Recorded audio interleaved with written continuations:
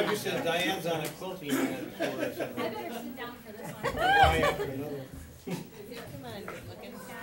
Well, Chris, here we are, roasting your 60th, and paybacks, you know, through the years.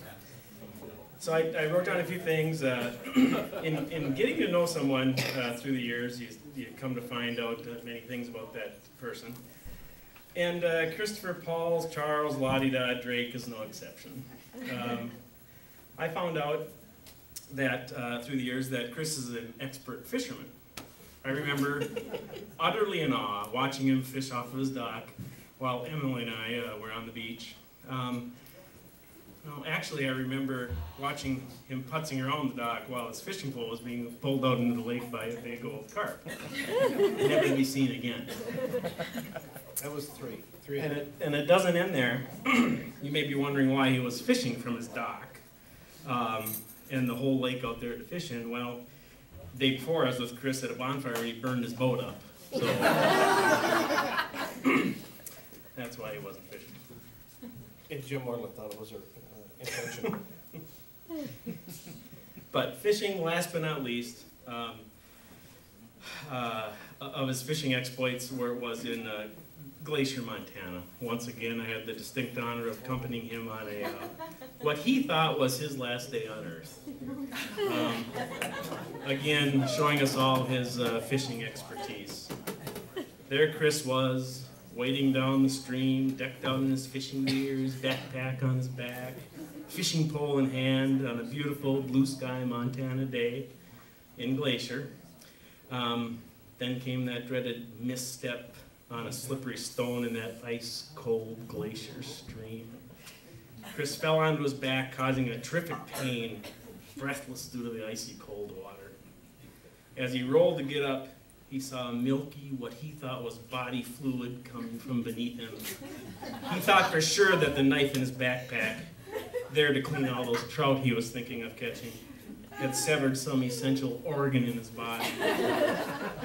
As he lay there, feeling his body getting colder and colder, thinking this is where his last moments of his life were to be, a bright object gleamed in his eye. Was it an angel, a sign? No, it was the yogurt cup that had smashed, burst from the backpack, spewing milky substance down the stream. Strawberry, so it was red. He then realized the frigid cold was not that of his life being sapped from his body, but because he didn't have the sense to stand up after falling in the water. I also found that Chris loves people, or at least play jokes on people. People of all ages, young and old.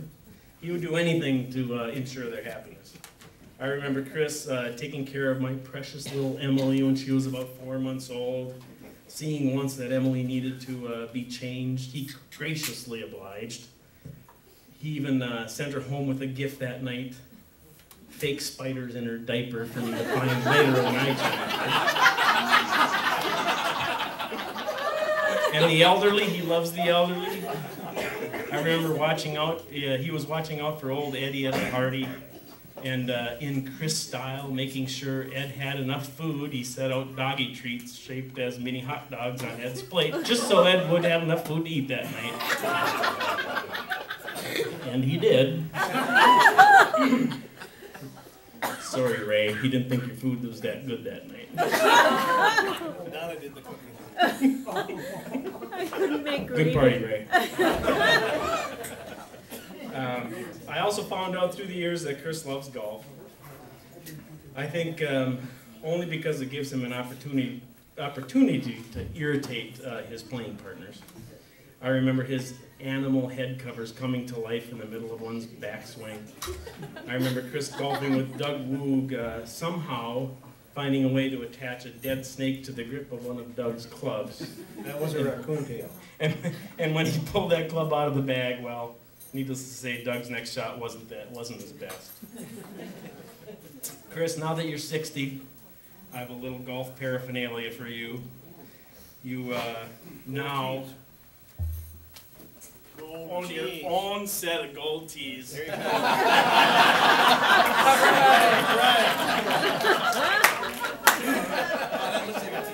To bring with you wherever you golf, because you'll need all the help when you decide to start golfing with Gordy again. There are many other stories I would love to roast Chris on, but due to patient-physician confidentiality, I can't go there. But I can say that Chris is the friendliest, most dependable, Keep going. most reliable asshole anybody I've seen. Who else would know that better than his doctor?